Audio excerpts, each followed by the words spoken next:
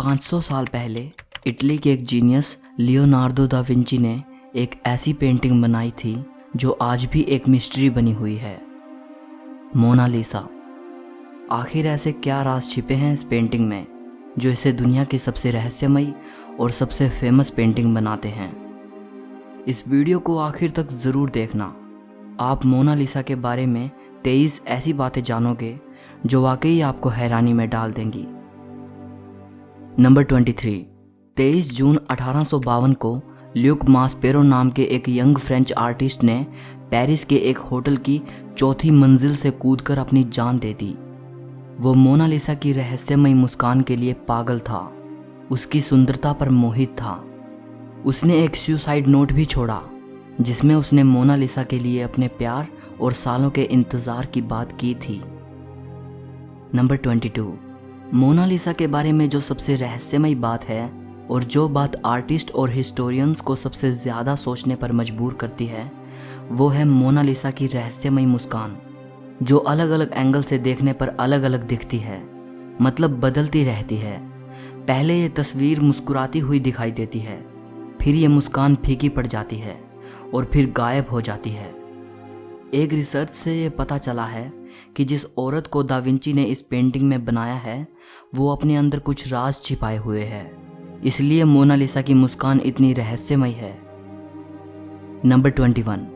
कुछ सालों पहले एक डॉक्टर ने यह कहकर सबको हैरानी में डाल दिया कि मोनालिसा की मिस्टीरियस स्माइल का राज है उसके ऊपरी 2 दांतों का टूटा होना, और यही वजह है कि उसका ऊपरी होंठ थोड़ा दबा हुआ है।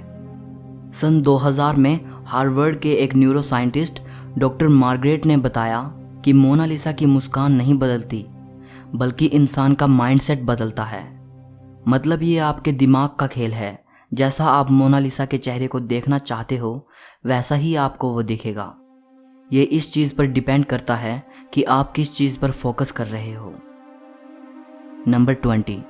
लियोनार्दो दा विंची ने मोनालिसा को 1503 में बनाना शुरू किया था और वो 1517 तक इस पे काम करते रहे।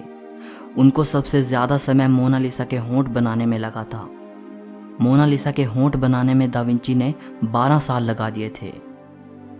नंबर 19। यह बात तो सच है कि मोनालिसा एक बेहद खूबसूरत पेंटिंग है और शुरू से ही ये काफ़ी मशहूर है, लेकिन इतनी मशहूर ये कभी नहीं थी जितनी कि ये तब हुई जब इसे पेरिस के लूव्र म्यूजियम से चुरा लिया गया। नंबर 18। दुनिया की सबसे मशहूर पेंटिंग को दुनिया के सबसे बड़े म्यूजियम से चुरा लिया जाना एक बड़ी हैरान कर देने वाली घटना थी, लेकिन उससे भी ज़्यादा हैरान कर देने वाली बात तो ये है कि इसके चोरी के इल्ज़ाम में जिस आदमी को शक के घेरे में लिया गया वो थे हमारे एक और महान पेंटर पाब्लो पिकासो। जी हाँ, शुरुआत में पाब्लो पिकासो पर इसे चोरी करने का इल्ज़ाम लगा, लेकिन बाद में काफ़ी पूछताछ और इन्वेस्टिगेशन के बाद उनसे ये आरोप हटा लिया गया। नंबर 17। वो कौन इंसान था जिसने मोनालिसा को चुराया था? 1911 में 21 अगस्त के दिन इसे चुराया गया, लेकिन उस दिन इस चोरी की तरफ किसी ने ध्यान नहीं दिया और इसे अगले दिन नोटिस किया गया। लूव्र म्यूजियम को इन्वेस्टिगेशन के लिए 1 हफ्ते के लिए बंद कर दिया गया, इस कन्फ्यूजन की वजह से कि शायद पेंटिंग को म्यूजियम में ही कहीं और रख दिया गया होगा। बाद में पता चला कि मोनालिसा को लूव्र म्यूजियम के ही एक वर्कर विंसेंजो पुरुगिया ने चुराया था। वो म्यूजियम के एक छोटे से कमरे में छिप गया। म्यूजियम के बंद होने के बाद वो पेंटिंग को कोट में छिपाकर फरार हो गया। नंबर 16। विंसेंजो इटली का एक देशभक्त नागरिक था। उसका ये विश्वास था कि लियोनार्दो की ये पेंटिंग उनके देश में वापस आनी चाहिए और इसे इटली के म्यूजियम में दिखाया जाना चाहिए। 2 साल बाद विंसेंजो को तब पकड़ लिया गया जब वो मोनालिसा को लेकर इटली के फ्लोरेंस शहर के आर्ट म्यूजियम के डायरेक्टर को इसे बेचने जा रहा था। 2 हफ्तों तक मोनालिसा को इटली के उसी म्यूजियम में रखने के बाद 4 जनवरी 1914 को वापस से पेरिस के म्यूजियम में लाया गया। विंसेंजो को उसके क्राइम के लिए 6 महीने की जेल हुई, लेकिन इटली ने उसकी देशभक्ति के लिए उसका स्वागत किया। नंबर 15। मोनालिसा की एक जुड़वा पेंटिंग भी मौजूद है जो बिल्कुल लियोनार्दो दा विंची की मोनालिसा जैसी ही दिखती है। कहा जाता है कि दूसरी पेंटिंग को दा विंची के टाइम में ही उनके एक स्टूडेंट फ्रांसिस्को मेल्जी ने बनाया था। ये दूसरी पेंटिंग स्पेन की राजधानी मैड्रिड के प्रादो म्यूजियम में रखी है। नंबर 14। आज तक ये बात रहस्य है कि मोनालिसा कौन थी, मतलब दा विंची ने ये किसकी तस्वीर बनाई थी, ये कौन औरत थी। ज़्यादातर स्कॉलर्स का ये मानना है कि इस पेंटिंग में जो तस्वीर है वो लीसा घिरार्दिनी की है, जो कि फ्लोरेंस की एक इटालियन औरत थी। लेकिन एक थियोरी ये भी कहती है कि मोनालिसा लियोनार्दो दा विंची की खुद की तस्वीर है, मतलब उन्होंने इस पेंटिंग में खुद को एक औरत के रूप में बनाया था। नंबर 13। इस खूबसूरत पेंटिंग को नुकसान पहुंचाने की कई कोशिशें हो चुकी हैं। 1956 में एक बोलीवियन टूरिस्ट ने मोनालिसा पर एक पत्थर फेंका था, जिसकी वजह से मोनालिसा की बाएं हाथ की कोहनी के पास एक छोटा सा निशान आ गया था। बाद में इसे रिस्टोर कर दिया गया, लेकिन निशान अब भी हल्का दिखता है। इससे पहले एक व्यक्ति ने इस पेंटिंग पर एसिड फेंका था। इसके बाद मोनालिसा की सिक्योरिटी को देखते हुए इसे बुलेट प्रूफ ग्लास के अंदर रखा गया, लेकिन इसके बाद भी एक लेडी ने मोनालिसा पर रेड पेंट से स्प्रे करने की कोशिश की थी, और 2009 में एक रशियन लेडी ने इसकी तरफ सिरेमिक टीकप फेंका, पर पेंटिंग दोनों ही केस में सुरक्षित रही। नंबर 12। लियोनार्दो दा विंची एक राइटर भी थे, लेकिन हैरानी होती है कि उन्होंने अपनी सबसे फेमस पेंटिंग मोनालिसा के बारे में कहीं कुछ भी नहीं लिखा। नंबर 11। सेकेंड वर्ल्ड वॉर के टाइम मोनालिसा को 6 बार अपनी जगह से बदला गया, ताकि ये बेशकीमती पेंटिंग जर्मन नाजियों के हाथों में ना चली जाए। नंबर 10। लियोनार्दो के ही एक स्टूडेंट ने 1514 से 1516 के बीच मोनालिसा का एक न्यूड वर्जन भी बनाया था, जिसे मोना वेना कहा जाता है। इसके हाथ और बॉडी की पोजीशन बिल्कुल लियोनार्दो की मोनालिसा जैसी ही है। कहा यह भी जाता है कि शायद इसे भी लियोनार्दो दा विंची ने ही बनाया हो। ये पेंटिंग पेरिस के कोंडे म्यूजियम में रखी है। नंबर 9। लियोनार्दो ने मोनालिसा को पेंट करने में 30 से भी ज़्यादा लेयर्स का इस्तेमाल किया था, और उनमें से कुछ लेयर्स तो एक इंसानी बाल से भी बारीक थी। नंबर 8। मोनालिसा दुनिया की मोस्ट वैल्यूएबल पेंटिंग है। गिनीज वर्ल्ड रिकॉर्ड के अनुसार मोनालिसा हिस्ट्री की हाईएस्ट वैल्यूएशन वाली पेंटिंग है। 1962 में इसकी कीमत $100 मिलियन आंकी गई थी। 2019 में ये $700 मिलियन के आसपास है, लेकिन फ्रेंच हेरिटेज लॉ के अकॉर्डिंग इसे बेचा और ख़रीदा नहीं जा सकता, क्योंकि ये पब्लिक के लिए है। नंबर 7। 1519 में दा विंची की मृत्यु के बाद मोनालिसा फ्रांस के राजाओं के प्राइवेट कलेक्शन का हिस्सा बन गई। फ्रेंच रिवॉल्यूशन के बाद मोनालिसा को पेरिस के लूव म्यूजियम में रख दिया गया।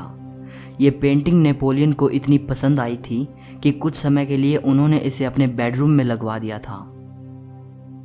नंबर 6। जितना आपको लगता है ये पेंटिंग उससे काफ़ी छोटे साइज़ की है। इसका साइज़ 30 बाई 21 इंचेस है और इसका वज़न 8 किलोग्राम है।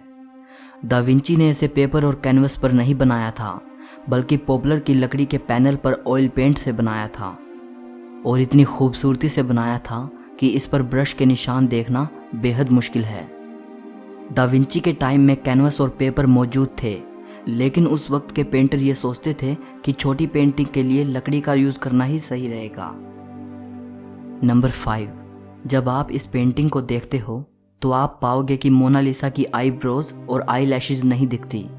अब सवाल उठता है कि लियोनार्दो दा विंची ने मोनालिसा की आईब्रोज और आई लैशेज क्यों नहीं बनाई। 2017 में एक फ्रेंच इन्वेंटर पास्कल कोट ने हाई रिजोल्यूशन स्कैन से ये पता लगाया कि दा विंची ने मोनालिसा की आईब्रोज और आई लैशेज बनाई थी। उसने बताया कि ये टाइम के साथ धीरे धीरे गायब हो गई, शायद ओवर क्लीनिंग की वजह से। नंबर 4। पैरानॉर्मल क्रूसिबल नाम की एक वेबसाइट ने यह दावा किया था कि मोनालिसा की पेंटिंग में एलियन छिपा है। कहा गया कि अगर इस पेंटिंग को लेफ्ट साइड से मिरर के साथ जोड़कर देखा जाए तो एलियन जैसी आकृति बनती है। ये बात तब सोचने पर मजबूर करती है जब एक और थ्योरी सामने आती है, जिसमें यह कहा गया कि दा विंची ने इस पेंटिंग के लेफ्ट साइड में बड़े ही सीक्रेट तरीके से एक मैसेज छिपाया है। थ्योरी बताती है कि पेंटिंग में इटालियन भाषा में लिखा गया है ला रिस्पोस्ता सी ट्रोवा की। इसका मतलब है द आंसर इज हेयर, यानी उत्तर यहाँ है।